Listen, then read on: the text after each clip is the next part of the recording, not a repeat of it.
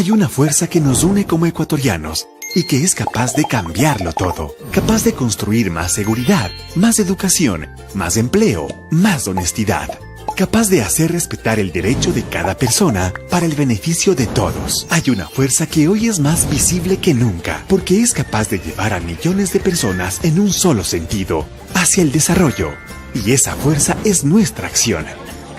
Hoy tenemos el poder constitucional para reclamar veracidad y construir el país que soñamos. Hoy, gracias a la función de transparencia y control social, cada ecuatoriano podrá tener el control de la gestión pública.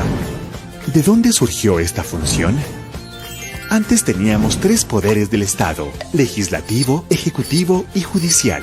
Pero los ecuatorianos necesitábamos más herramientas para hacer valer nuestros derechos. Por eso la Constitución del 2008 estableció 5 funciones del Estado: legislativa, ejecutiva, judicial, electoral y de transparencia y control social. ¿Quiénes la conforman?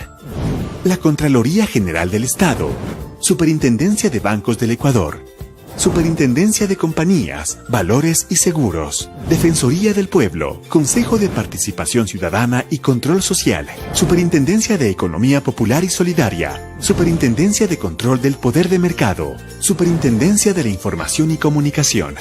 Y su máximo organismo es la instancia de coordinación, integrada por los titulares de cada una de las entidades, quienes eligen cada año al presidente o presidenta de la función. ¿Cómo ayuda esta función a generar acciones que levanten nuestra voz? 1. Formulando políticas públicas de transparencia, control, rendición de cuentas, promoción de la participación ciudadana y prevención y lucha contra la corrupción. 2. Coordinando el plan de acción de las entidades de la función sin afectar su autonomía. 3. Articulando la formulación del Plan Nacional de Lucha contra la Corrupción. A través de las instituciones de la función de transparencia y control social podemos levantar nuestra voz, aportar y denunciar cuando se vulneren nuestros derechos o cuando identifiquemos actos de deshonestidad y corrupción. Es aquí donde nosotros, los ecuatorianos, jugamos el rol más importante, porque como ciudadanos honestos debemos impulsar una cultura de convivencia con valores éticos y garantizar el cumplimiento de nuestros derechos, porque hoy más que nunca nuestra acción vale. Rechacemos todo acto que vaya en contra de la ética en el país. Les invito a ser parte de nuestro esfuerzo por la transparencia. Función de transparencia y control social, uniendo millones de acciones.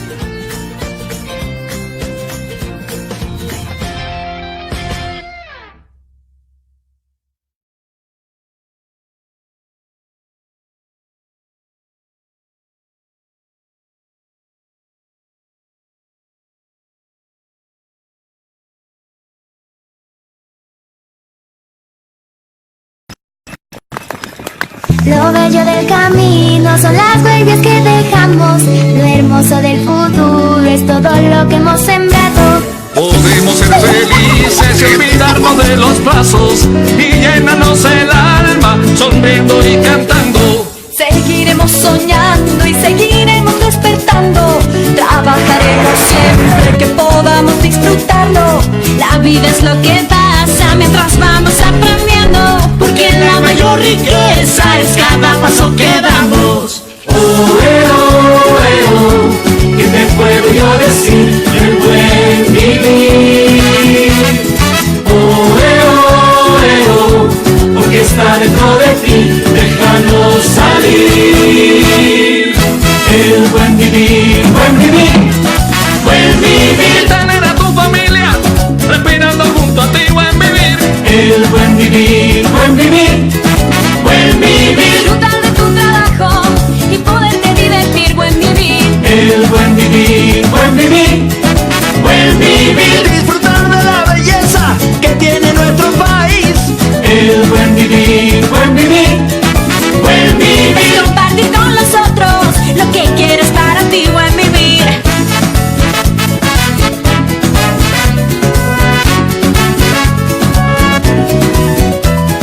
La belleza existe si la queremos mirar. Existe la justicia si sabemos perdonar. Todo parece fácil si tienes la voluntad de amar todo lo que haces y siempre mejorar. Cada día que transcurre es una oportunidad encontrar lo que buscamos, vivir con dignidad. Si cuidamos nuestro cuerpo, nuestra mente y el alma, seguro que progresamos y nunca nos falta nada. El buen vivir, buen vivir, buen vivir. Tener la mano abierta y lista para servir, buen vivir.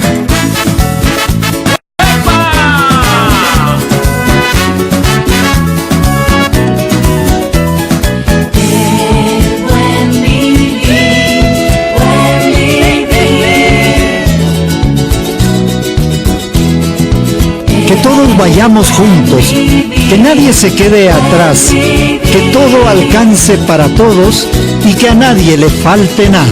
El buen vivir, buen vivir, buen vivir.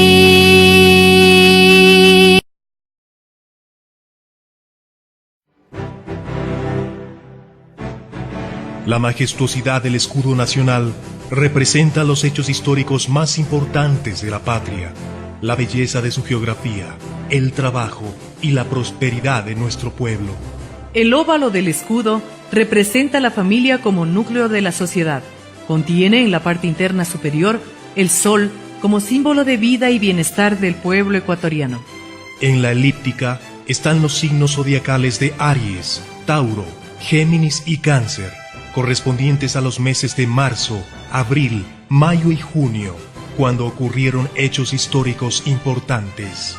En la parte inferior derecha se encuentra el Chimborazo, símbolo de la altivez y la grandeza del alma nacional. De él nace el río Guayas, que simboliza los recursos naturales. En su parte más caudalosa navega un buque a vapor, recuerdo del primero que se construyó en América del Sur. Representa la navegación y el comercio, fuentes de prosperidad para el país.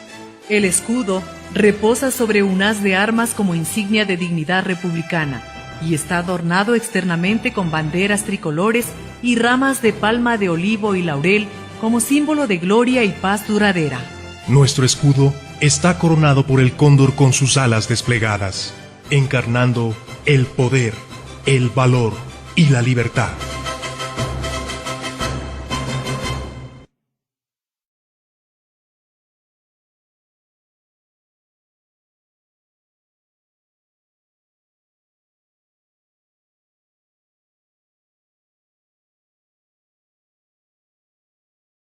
La resistencia continúa. ¡Ay, ay, ay! ¡Hey, hey, hey!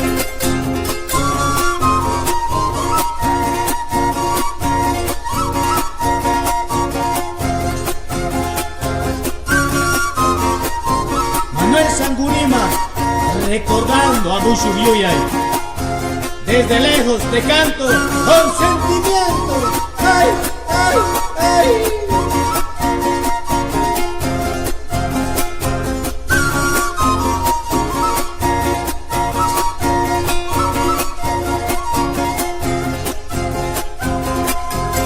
Con sentimiento, caramba. Hace 500 años, ay caramba, llegaron blancos barbudos, caramba. Hace 500 años, ay caramba, llegaron blancos barbudos, caramba. Robaron nuestras tierritas, caramba, robaron nuestros tesoros, caramba. Robaron nuestras tierritas, caramba, robaron nuestros tesoros, caramba. Aunque nos robaron, aunque nos quitaron, aunque nos quemaron, pero quedaron las raíces y ahora estamos brotando. Los indígenas continúan luchando con nuestra liberación. ¡Viva la liberación indígena! Gritemos, compañeros, la lucha continúa. Nuestra riqueza, nuestra naturaleza siempre será nuestra. ¡Ay, ay, ay, ay!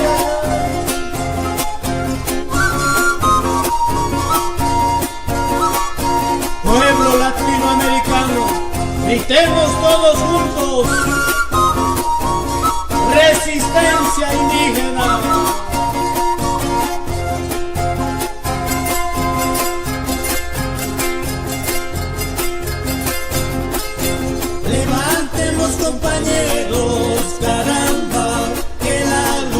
continúa, caramba.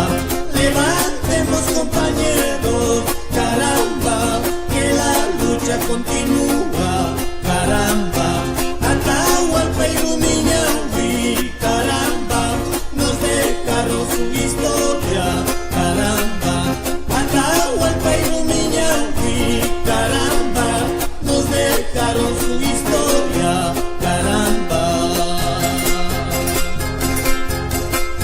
Lucharemos, compañeros, costa, sierra y el oriente de mi país, Ecuador y Latinoamérica, todos juntos.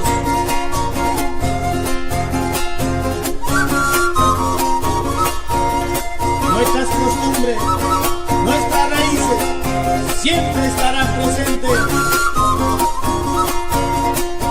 Pueblo latinoamericano, para mi tierra querida, para mi provincia de La Suay, un saludo para Tarqui, Santa Ana, Turi, Sinincay.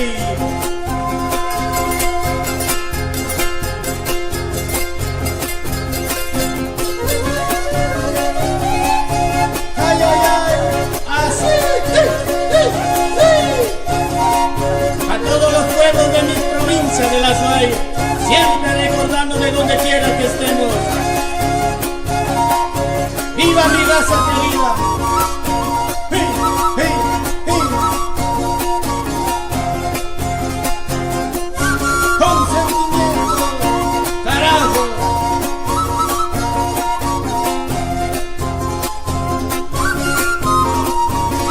Por la lucha, compañeros, siempre para adelante.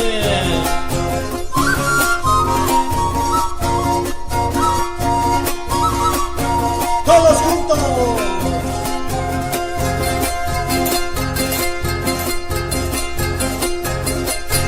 La voz de los campesinos, caramba, en la radio sonora, caramba.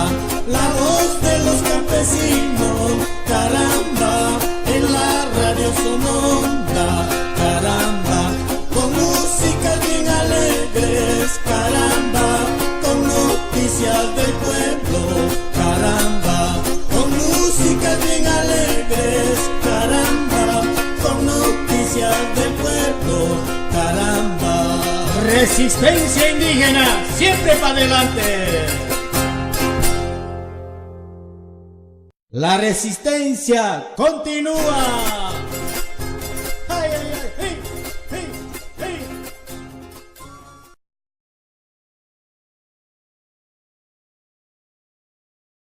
Saludos cordiales, gentiles televidentes, amigos de la sintonía, ¿qué tal? Un gusto estar con ustedes en esta tarde maravillosa para encontrarnos con un programa muy orientador de las realidades que están pasando en el país. Son las 3 de la tarde, 21 minutos, gentiles televidentes, amigos de la sintonía, con esta manifestación clara de la identidad nacional. Estamos retomando la señal de este programa, análisis, comentarios, entrevistas. Si usted puede hacernos una llamadita a través de nuestro Messenger y podemos sacar su intervención al aire. No hay problema, estamos a la orden, gentiles televidentes, amigos de la sintonía.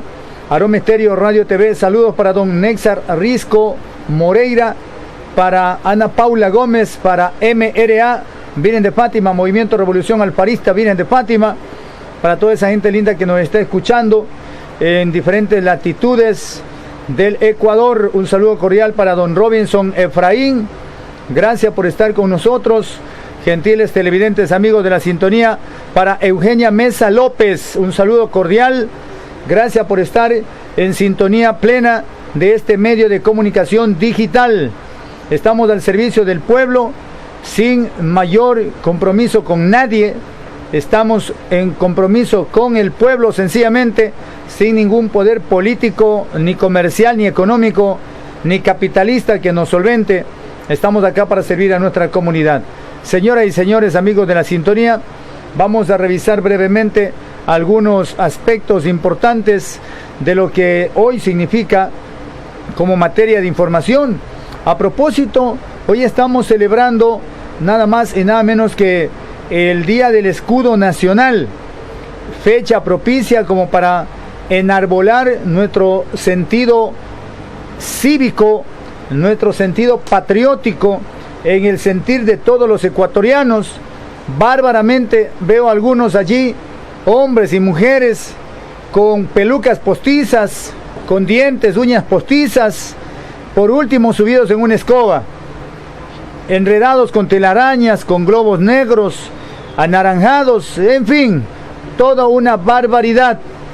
Ese es realmente el empobrecimiento social, cultural y cívico de nuestro pueblo, que no permite entender la realidad de la problemática que está aconteciendo en el país. Si yo les pongo y les pregunto cuántos escudos tuvieron que pasar en el diseño exacto para poder tener el último escudo que todos actualmente conocemos, seguro que muchos no van a saber la respuesta, pero el escudo nacional ecuatoriano como símbolo cívico ha pasado un proceso, ha pasado una situación de reforma, de perfeccionamiento, hasta dar con la expresión máxima la representación real de nuestro país. A través de ver el escudo podemos describir la realidad, la naturaleza, el valor, el heroicismo y muchos aspectos interesantes que encierran en nuestra realidad nacional. Cada uno de los elementos con los que conforma el escudo nacional tiene realmente un significado. Hoy, 31 de octubre, se celebra el Día del Escudo Nacional, pero muchos adoptan un barbarismo de festejo internacional para celebrar, dizque, el Día de las Brujas. El Día de las Brujas. Yo conozco algunas brujas por acá, les doy una escoba y no salen volando, ni medio metro, pero celebran el Día de las Brujas.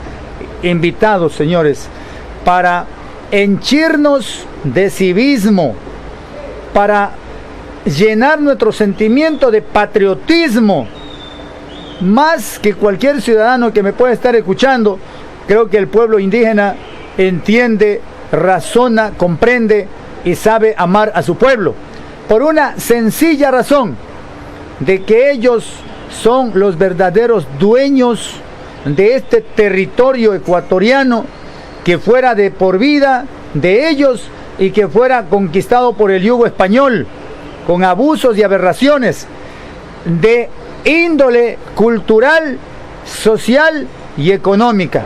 Y esa invasión y opresión económica hasta ahora persiste. Pero es que en lo uno ya trabajaron, idiotizaron al pueblo y ahora nos quieren poner medidas económicas extractivas, medidas económicas lacerantes para la economía ecuatoriana, y nos siguen ofendiendo. ¿Y quiénes son? Extranjeros, que nos ponen la receta para que nosotros seamos fieles cumplidores y con un gobierno servil a esos intereses. Pues aquí estamos, en extremo riesgo. Una ley económica urgente que se está manejando en la Asamblea Nacional, que realmente está poniendo en serio riesgo el asunto de la autonomía, el asunto de la independencia del Banco Central del Ecuador, por ejemplo. La intromisión en asuntos de la Junta Monetaria va a ser bastante gravitante en cuanto se refiere a garantizar nada más y nada menos que hasta el control del poder financiero. Porque así como en una cooperativa, yo explicaba la semana pasada este tema, así como en una cooperativa tienen que tener los fondos de aportación o los certificados de aportación, los banqueros tienen que tener la garantía para dar y garantizar la liquidez de la entidad financiera. Pero hoy va a haber un libertinaje, van a poder tener afuera el dinero. Esto está pasando como cuando aprobaron una ley para legalizar el robo a la economía ecuatoriana a través del feriado bancario, más o menos algo similar a eso, y quizás peor, están queriendo implementar en nuestro país. Mañana, en la mañana, tendremos la entrevista con el doctor Carlos de la Torre, pero a pesar de que hoy me encantaría difundir esa entrevista también, si hay alguna posibilidad de hacerlo, para poder orientar a nuestra ciudadanía, y que no me escuchen a mí, sino que se dejen orientar técnicamente por los expertos en materia económica. Y no quiere decir que yo no conozca de materia económica, también la conocemos. Quizás no la dominamos a la perfección, sin embargo, podemos entender los índices económicos, que son las variables financieras que permite hacer, como cuando usted está enfermo y le envían a hacer una prueba de laboratorio con varias pruebas, o exámenes en laboratorio con varias pruebas, así más o menos. Eso se hace con la economía. Estos son los índices o indicadores financieros. Cuando usted analiza, eso establece el diagnóstico real de lo que está pasando en nuestro país. Amigos de la sintonía, Aroma Estéreo, Radio TV Online, este programa se llama Punto de Vista, porque aquí podemos hacer aquello, dar nuestro criterio. Esperamos escuchar su criterio también. Queremos, a propósito de este programa, tener la oportunidad de compartir con ustedes momentos ideales de opinión, y ojalá usted pueda darnos alguna entrevista. Para nosotros, encantadísimos, le estaríamos recibiendo en nuestro canal informativo. ¿Qué les parece? Vamos a compartir una partecita de la entrevista de el economista Carlos de la Torre. Escuchemos una partecita de esa entrevista, señoras y señores, para poder saber de lo que estamos hablando y continuar con nuestro programa. Hoy está previsto hablar en nuestro evento de programa, está previsto hablar del tema de políticas públicas y el presupuesto participativo. Y le estoy preparando cómo se edificó el presupuesto económico mediante la participación ciudadana en la parroquia Virgen de Fátima. Y vamos a compartir aquello que es similar en todas las parroquias del Ecuador y de los cantones inclusive. Nos vamos primeramente con el economista Carlos de la Torre, que nos explique, con el señor Washington Yepes, periodista profesional de la capital de la República, allí en el medio de comunicación Pichincha Universal, está invitado el economista Carlos de la Torre. Vamos a ver cuáles son los términos en los que él se refiere. Nosotros muy gustosos de escuchar su fascinante entrevista. Señoras y señores, con ustedes.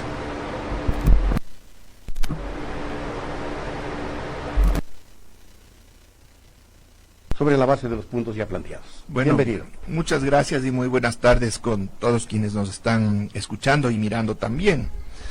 La denominación de esta ley, como otras anteriores, podrían entrar dentro del concepto de publicidad engañosa.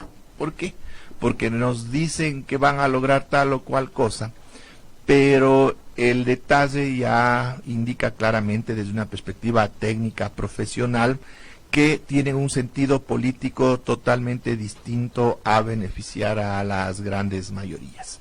Y en esta enumeración de todos los elementos que trata este proyecto de ley, que es muy largo, casi como su título, que es la Ley de Crecimiento y otras cosas más, la joya de la corona, más allá de todas las implicaciones que tienen los elementos tributarios, fiscales, la joya de la corona está en las reformas a la arquitectura monetaria y financiera del Ecuador en relación a la independencia del Banco Central. Ahí hay un espacio tremendamente importante y muy grave que quizás valga empezar por favor, por ahí. Economista, vale.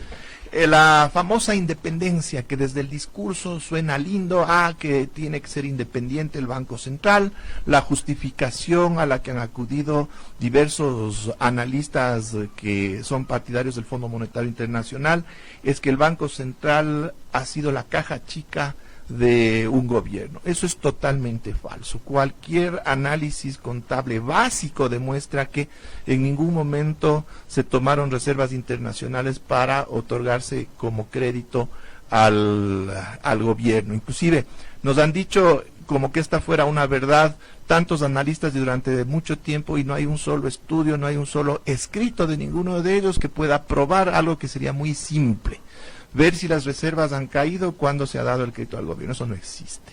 Pero con este argumento lo que nos venden es la idea de una supuesta independencia, que inclusive en la teoría económica está asociada a otro tipo de fenómenos. Los bancos centrales se plantean en la teoría que son independientes o deberían ser independientes para poder enfrentar problemas inflacionarios sin una relación perniciosa con el gobierno en términos de generar sobreemisión monetaria. Nuestro Banco Central del Ecuador no puede emitir dinero. Entonces no hay ni siquiera una justificación teórica, si no tiene de dónde sostener este concepto. Pero básicamente el problema es independizarle de un manejo integrado y coherente con las otras instancias del manejo económico del país, pero no es independizarlo de forma absoluta, porque va a terminar siendo dependiente, como en épocas anteriores, de el sector bancario y de ciertos sectores productivos privados. Es decir, el Banco Central va a pasar a ser controlado desde los grupos de poder económicos y financieros de este país. ¿Para qué? No va a ser para operar en función del beneficio del país, sino para atender ciertos objetivos particulares. Y hay un elemento muy importante en el articulado que cabe indicarse que este Banco Central independiente, que estaría ahora manejado por una junta donde participarían actores privados, ya no participaría ningún funcionario de gobierno, ya no estaría ahí ningún ministro, ningún funcionario del gobierno, y estos actores privados de esta junta podría disponer unilateral e independientemente acciones frente a, como dice el articulado, crisis sistémicas. ¿Qué quiere decir? Que estaríamos poniendo en manos de unos cuantos privados inclusive la sostenibilidad de la misma dolarización. Eso tenemos que tener muy en cuenta. Es decir, ya la dolarización o la decisión de mantenerse o de salir de la dolarización ya no sería una decisión de gobierno, ni siquiera de gobierno. Sería una decisión de un grupo de privados que estarían controlando el Banco Central. Entonces hay que tener en cuenta hasta dónde va el alcance que se le quiere dar a este manejo del Banco Central. Ahora hay que entender por qué es el Banco Central la joya de la corona. Porque el Banco Central es el que maneja el mayor acervo de liquidez de la economía ecuatoriana. Ahí están los dólares de la economía ecuatoriana, las reservas internacionales. Entonces, controlar esas reservas es muy adecuado en una situación de crisis, justamente frente a riesgos que podrían generarse sobre el mismo sistema monetario. ¿Es una reserva monetaria de libre disponibilidad o dejaría de llamarse así? Si es que ya el Banco Central se privatiza en este caso. No, de hecho ya no es de libre disponibilidad desde 2014, de acuerdo al Código Orgánico Monetario y Financiero. Esta sería de disponibilidad exclusiva de ciertos sectores. Pero la cosa se vuelve mucho más grave. Es muy grave, es muy grave. Entonces eso es un elemento que tiene que tomarse muy en cuenta y que quizás pasa desapercibido porque no es algo que se evidencia claramente en los efectos que puede tener esto en el bolsillo popular en el corto plazo, que quizás sí se puede sentir mucho más con el tema de los nuevos impuestos que se quieren aplicar, a donde se está concentrando en estos momentos la discusión, que tampoco van a ayudar a que la economía crezca, pero como decía, la joya de la corona es este otro espacio, porque ahí sí están en juego la reserva internacional, que por lo pronto está en alrededor de 3.000 millones de dólares, y con los créditos que vengan de afuera ese valor subirá. Ahora, se quería capitalizar esa reserva monetaria en 12.000 millones, que es uno de los objetivos del gobierno central. No lo van a lograr, evidentemente. ¿De dónde van a sacar esos recursos? No, de ninguna manera. Inclusive es sorprendente que el propio Fondo Monetario Internacional en su carta de intención establezca como una de las metas. Eso quiere decir que ni siquiera los técnicos del Fondo Monetario entienden cómo operan las reservas internacionales. Eso a mí me consta. Yo estaba en muchas reuniones, no solo cuando ejercí el Ministerio de Economía y Finanzas, sino desde antes con los técnicos del Fondo Monetario. Al punto que en las universidades extranjeras se decía que los técnicos del Fondo Monetario eran los malos estudiantes de las buenas universidades del exterior. Pero se imaginen qué manos estamos. Desgraciadamente es así. Ellos obedecen a consignas institucionales y no necesariamente a análisis técnicos bien realizados sobre las realidades de los países. Ellos lo que hacen es establecer un modelo que ya está, un recetario que está definido desde hace décadas y que casi no ha evolucionado.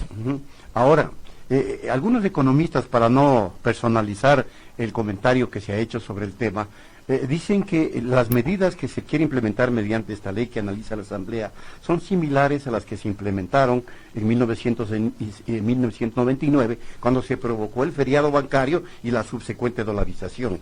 Entonces, ¿estamos en un nivel de riesgo de ese nivel, economista? Ya. No podríamos decir que son idénticas ni similares en su esencia, pero sí en los efectos que se pueden generar. Es decir, se podría estar configurando un escenario bastante complejo que puede derivar en una situación económica tan crítica como la del año 99, en la que no solo estaríamos evidenciando problemas de lo que se llama la economía real, que ya estamos en este momento en esa situación, es decir, una caída del Producto Interno Bruto, un incremento importante del desempleo, un deterioro notable exactamente de los indicadores de pobreza de la economía. Ya a esto se podrían sumar elementos en el ámbito financiero, es decir, ahí sí podría haber alguna afectación inclusive a las entidades financieras que por lo pronto se mantienen bastante sólidas, pero con todo esto, en un escenario que se complique en ese espacio, estaríamos generando riesgos en este sentido que, aclaro, por lo pronto no existen y deberíamos en ese sentido precautelar para que no se den a futuro. Pero entonces, el proyecto de crecimiento económico no apunta precisamente hacia eso, para precautelar que no ocurra lo que usted está señalando, economista. Efectivamente, efectivamente. A ver, ¿esta ley qué es? La alternativa entonces. ¿Esta ley qué es? Lo que hace es recoger lo que se acordó con el Fondo Monetario Internacional, que hay que entender que es un conjunto de medidas totalmente dispersas, que no obedecen a un programa económico que sea consistente e integral, es decir, que sea totalmente coherente en su construcción en función de objetivos que apunten hacia crecimiento económico, generación de empleo, etcétera. Entonces, lo que tenemos es una dispersión de muchos mecanismos y medidas que lo que pretenden básicamente es generar ciertos espacios o ciertas libertades para que puedan prosperar algunos negocios y fundamentalmente para generar un contexto macroeconómico favorable a los intereses del gran capital extranjero y también nacional. Ahora, es obligatoria esta pregunta, economista. ¿Qué es lo que no se puede o no se quiere entender en nuestro país respecto de las lecciones que deja la situación chilena, una, y segunda, los resultados electorales en Argentina, cuyo modelo es similar al que se está implementando en el Ecuador, en el acuerdo con el FMI, con ciertas variaciones, porque es un país mucho más grande? Bueno, pero sin embargo, definitivamente aquí ya hay una fijación clarísima hacia dónde se le quiere llevar la economía, que no es en función del bienestar de los ecuatorianos. Así que cualquier lección que nos puedan dar otras experiencias de otros países no va a ser recogida, porque ya está claro el camino que se quiere seguir en este sentido político, porque aquí hay una determinación política hacia dónde se quiere llevar este manejo económico actual. Pero claramente estas experiencias de otros países nos están diciendo a quienes sí tenemos la capacidad de entender y que nos duele el país y que nos duele hacia dónde podemos llegar, sí nos están diciendo claramente qué es lo que puede suceder en nuestro país, en nuestra economía, en nuestra sociedad, y es lo que no queremos quienes realmente le amamos a nuestro país. Pero el gobierno acaba de librar una durísima batalla que le puso en riesgo inclusive de dejar el poder en un momento determinado. Y debe aprender entonces la lección. Definitivamente. Lo preocupante es que si con todo lo que hemos visto y sufrido, porque ha sido una cosa gravísima para absolutamente todos, no se corrigen las acciones en función del bienestar común. Esta sigue siendo una olla de presión que va a ganar más fuerza, más conflictividad, y ahí sí yo tengo una preocupación muy personal de qué es lo que pueda pasar. No puedo anticipar, pero esta presión que se sigue manteniendo y no se disipa por el camino correcto por el cual se debería transitar es algo que nos debe también mantenernos en alerta y preocupados a todos. Ahora, también es una pregunta media obligatoria. Si no se cumple el modelo tal como está ya delineado, ¿cuál es entonces la alternativa? ¿Se puede generar una agenda en este famoso diálogo que convoca el gobierno para justamente buscar la otra alternativa que no permita la explosión de esa olla de presión? Definitivamente. El primer elemento en esta búsqueda de otros caminos es una redefinición política, es decir, en términos políticos, ¿qué es lo que queremos para el Ecuador? Y si es que la respuesta es ir hacia el beneficio común, hacia que todos los ecuatorianos podamos vivir mejor, es decir, crezca la producción, el empleo, se reduzca la pobreza, etcétera. Hay todo un conjunto de medidas y mecanismos alternativos que son totalmente viables y aplicables, pero evidentemente estaríamos yendo un camino muy diferente hacia los objetivos hacia los que se pretende llegar con todas estas acciones actuales. Ahora entonces, se podría plantear la posibilidad de que, insisto en esto del diálogo, sean ya por fin recibidos otros actores sociales, políticos y económicos que a lo mejor permitan elaborar otra suerte de agenda, o el camino a eso está cerrado definitivamente, porque usted dice que ya la línea política está trazada. Está trazada. No hay marcha atrás. Bueno, ahora entonces, yo creo que la esperanza que todos tendríamos es que se pueda corregir ese rumbo con estos nuevos aportes, que si bien al menos sabemos que van a ser escuchados, pero no basta con que se oiga la voz de otros actores que nunca fueron considerados para tomar estas decisiones. Ahora lo que esperaríamos es que se incluyan estos nuevos elementos, este redireccionamiento al manejo económico, que como digo es también político, pero eso es a la final una decisión política de quienes realmente ostentan el poder en este país. Y ahora, analicemos un poquito lo que pasa en Chile. Ahí la respuesta del pueblo chileno es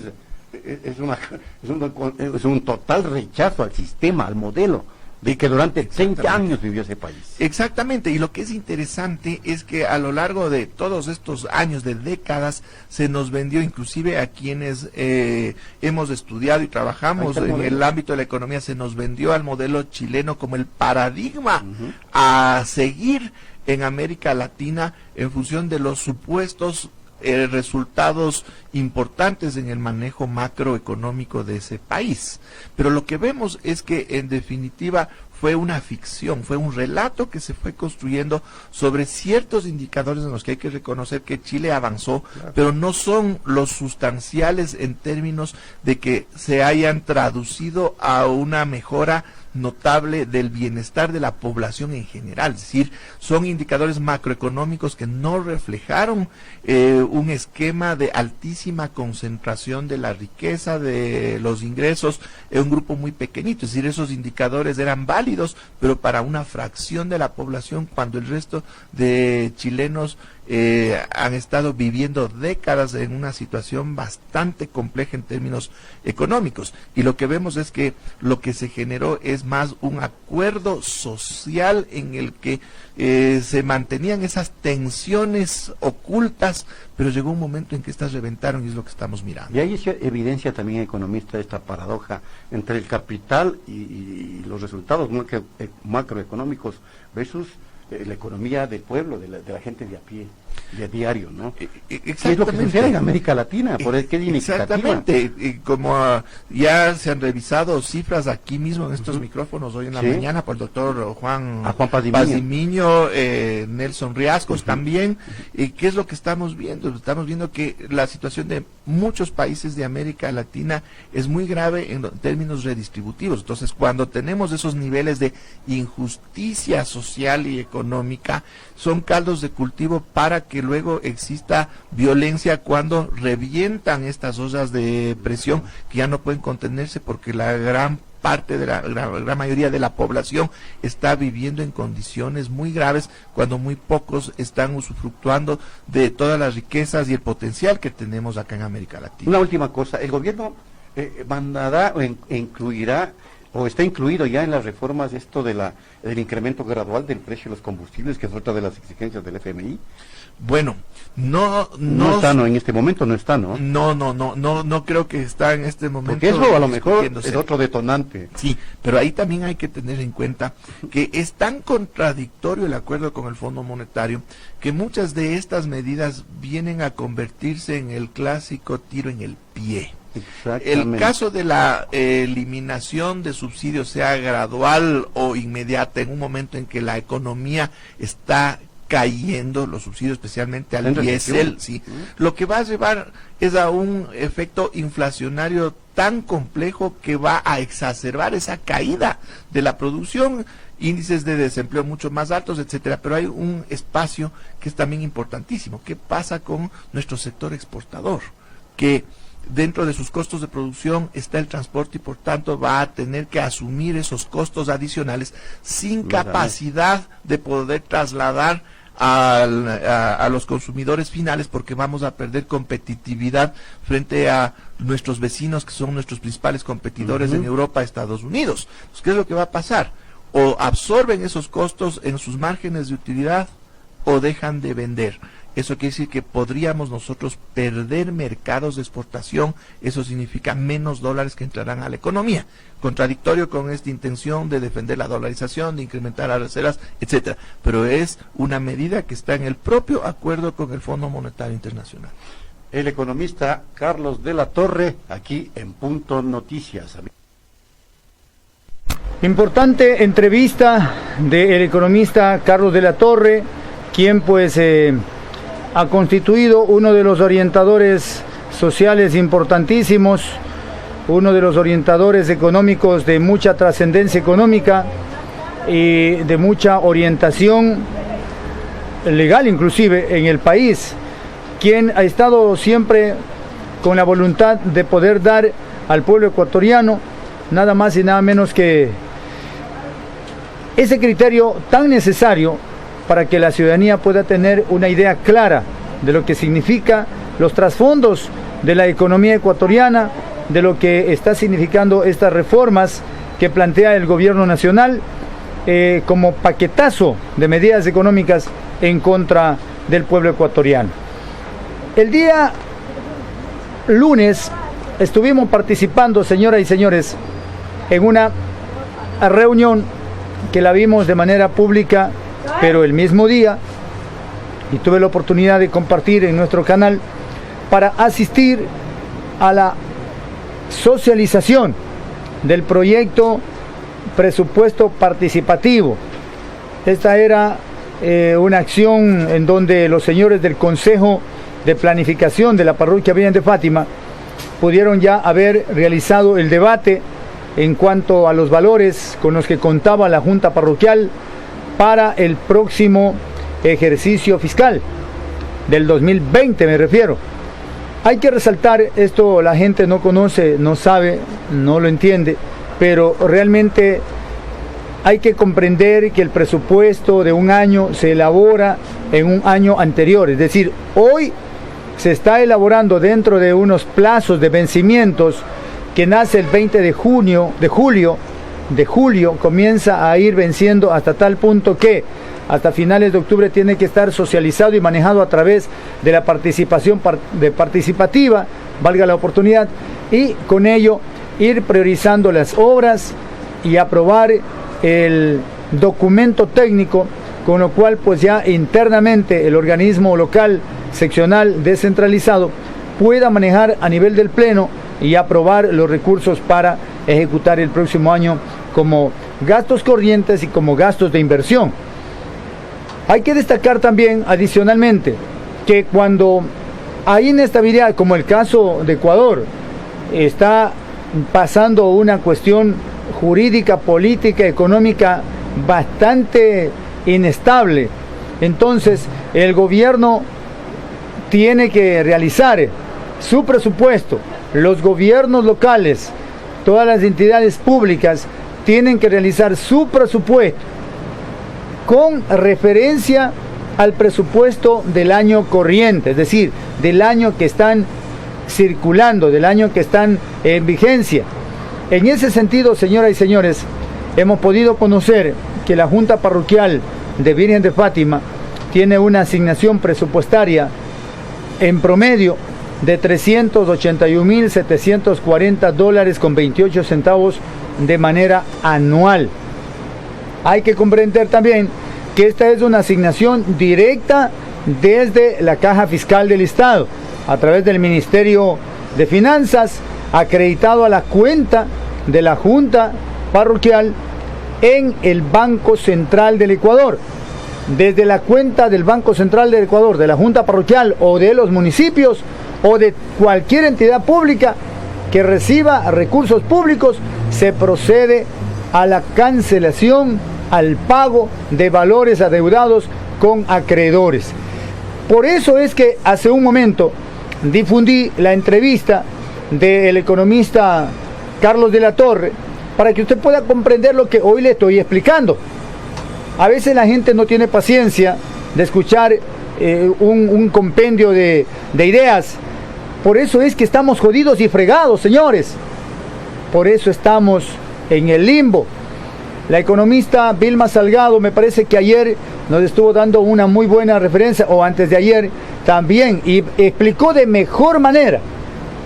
El economista de la Torre se enfocó por otro ámbito. Sin embargo, la economista Vilma Salgado lo hizo una referencia clara. Estos recursos, señores, estos recursos que son del pueblo ecuatoriano, que están depositados en las cuentas de cada entidad pública, en el caso puntual, prefecturas, alcaldías, cuerpos de bomberos, ligas parroquiales,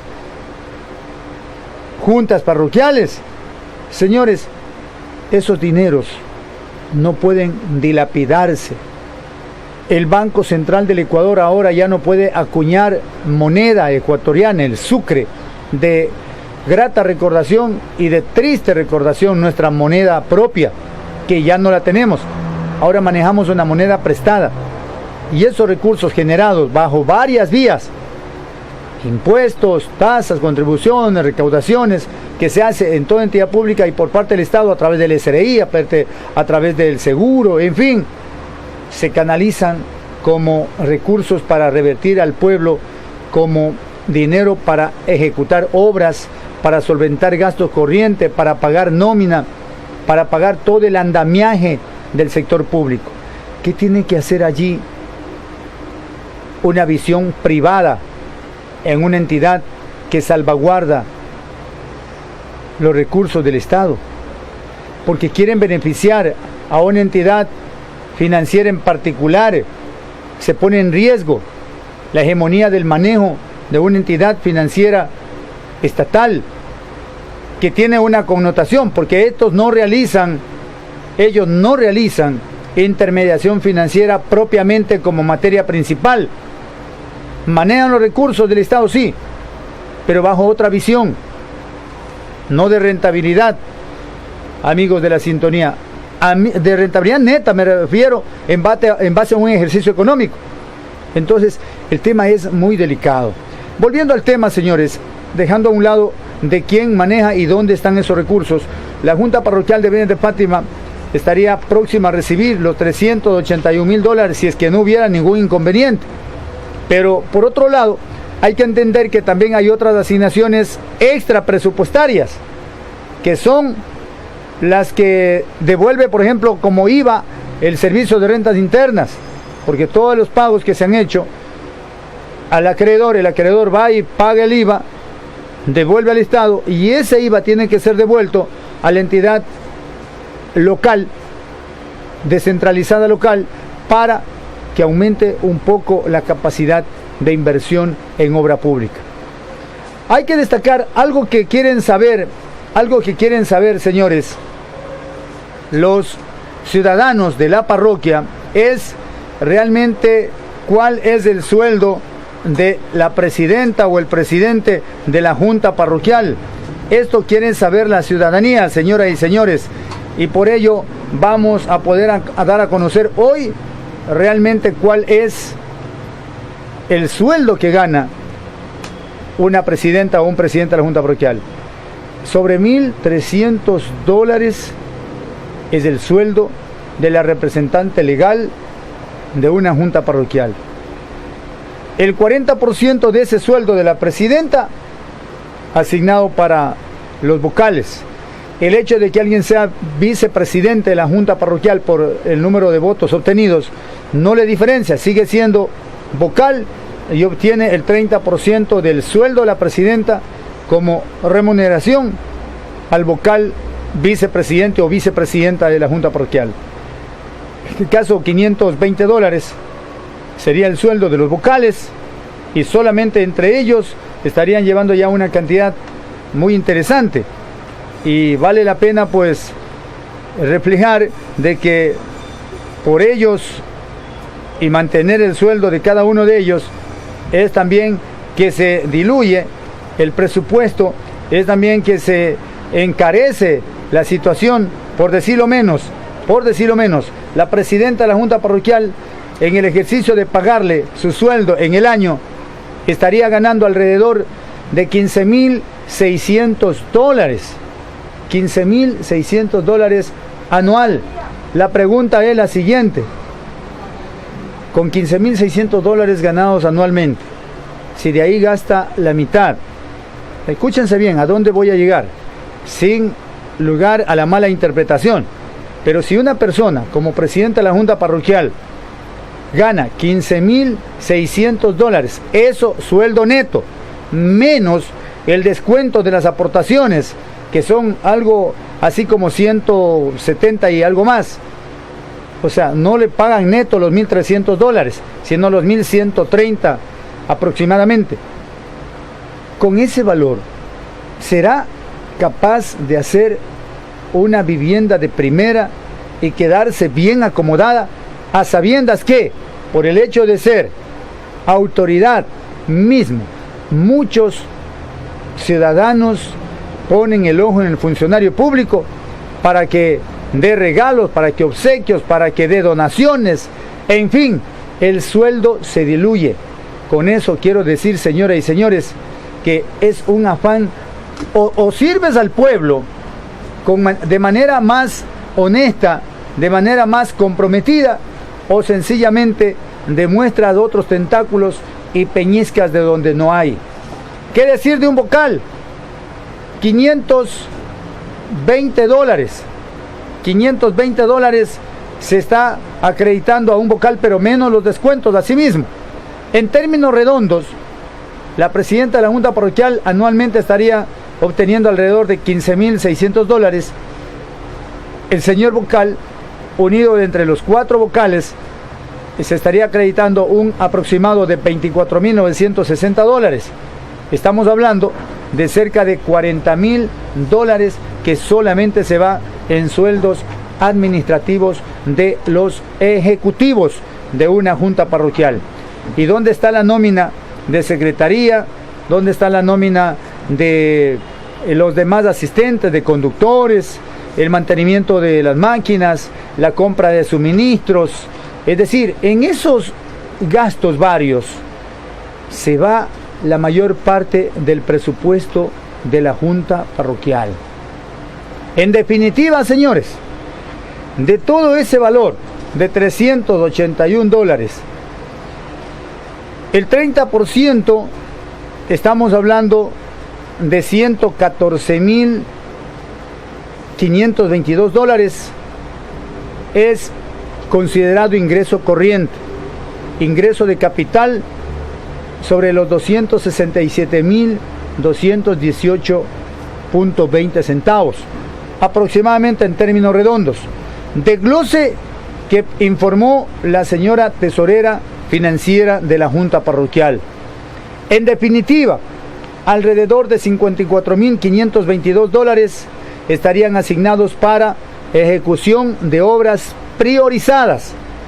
Esto manejado a través del Pleno de la Junta Parroquial, sometido mediante a votación, a ver qué recursos son los que se les va a dar prácticamente espacio, acogida y a desarrollar.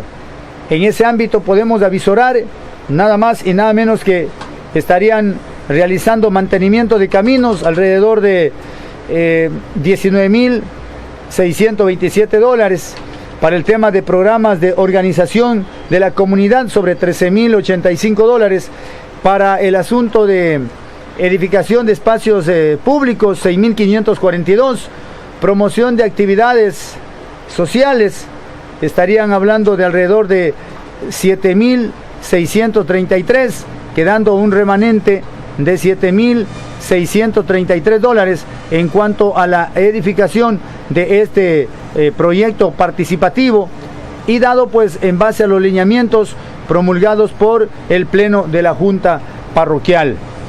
En ese ámbito, como queda un excedente de 7.633, esto lo suman para que incremente el monto de mantenimiento de caminos vecinales. Con los 19.000 inicialmente, 19.627 dólares, más los 7.633, estarían hablando de un monto de inversión de 27.261 dólares para atender la obra de infraestructura vial en la parroquia Virgen de Fátima. Hay que ver cómo está el tema, cuánto es lo que dispone y asigna la prefectura de la provincia del Guayas. Es cierto también, señores, es cierto también que ya está dado un criterio del prefecto de la provincia del Guayas en donde manifiesta de que realmente de los 252 millones de dólares estarían hablando en 167 millones de dólares, o sea que alrededor de cerca de 100 millones de dólares estaría disminuyendo el presupuesto de la prefectura de la provincia del Guayas. Yo no creo que eso vaya a ser así, tan estrepitoso. Si es que eso sucede, señoras y señores, el asalto al país está dado de la manera más vil, porque estaríamos considerando que al Ecuador lo desfalcaron, porque en lugar de aumentar los recursos van a disminuir. Es por la pésima y paupérrima administración financiera y económica que se ha realizado como gobierno nacional. Volviendo el enfoque a los recursos que están dados a nivel parroquial en Virgen de Fátima, los regresos de inversión por el tema de elección de vocales, aquí hay que entender que en cuanto se presentó nada más y nada menos que por asuntos del tema del plan de trabajo, cuando se inscribieron en el proceso de candidaturas, pues cada uno de ellos pudieron tener la posibilidad de realizar el plan de trabajo y comprometerse a realizar algunas obras para que los vocales puedan desarrollar su trabajo y puedan cumplir con la gente. Tienen alrededor de 36.348 dólares, alrededor de 36.348 dólares, salvando el caso de que ellos pudieran de ese monto incorporar algo más para la ejecución y promoción de eventos públicos, en donde pues también está realizando un monto aproximadamente de 7.633 dólares. Eso entre gastos más importantes que tiene que desarrollar la Junta Parroquial, señoras y señores. Así el presupuesto. La Junta Parroquial, limitada en recursos sobre 381.000 dólares, no más de 400.000 dólares, quizás algo más, algo menos, pero recursos que tienen que destinarse para inversión en la comunidad, realmente es poco. La gestión que tiene que realizar la Junta Parroquial se basa realmente en la gestión ante otros organismos del Estado. Generar sus propios recursos no puede, porque no está avalada para cobrar tributos mayormente.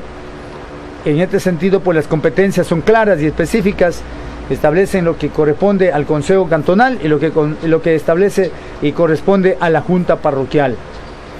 Amigos de la sintonía, ha sido un placer llegar a ustedes con la explicación de lo que significó el tema del presupuesto participativo de la parroquia Virgen de Fátima. Si alguien desea mayor información, vamos a proceder en los próximos días a subir el detalle de cada una de las cuentas y los rubros, para poder de esa manera mantener informada a nuestra comunidad y que sepan realmente cuáles son los montos y que sepan cómo van a dar cobertura a cada uno de los sectores sociales y comunitarios con el presupuesto que dispone la Junta Parroquial.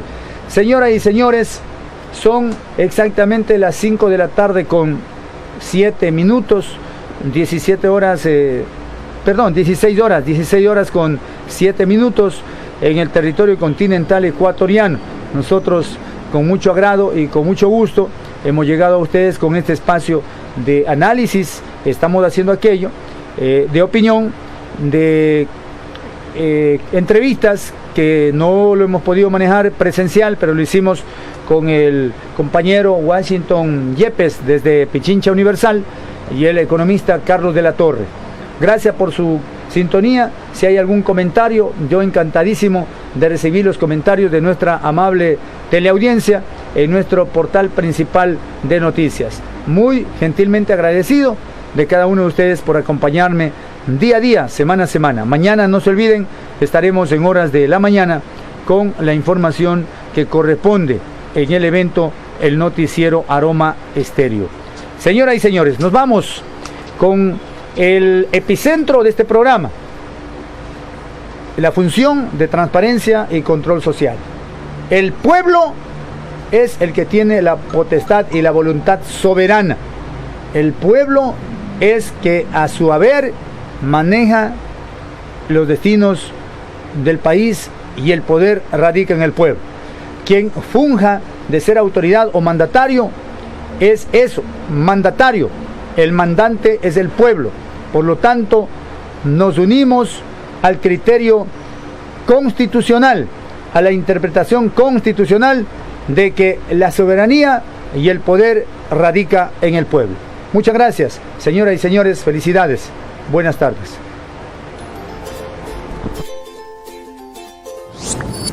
Hay una fuerza que nos une como ecuatorianos y que es capaz de cambiarlo todo, capaz de construir más seguridad, más educación, más empleo, más honestidad, capaz de hacer respetar el derecho de cada persona para el beneficio de todos. Hay una fuerza que hoy es más visible que nunca, porque es capaz de llevar a millones de personas en un solo sentido, hacia el desarrollo, y esa fuerza es nuestra acción.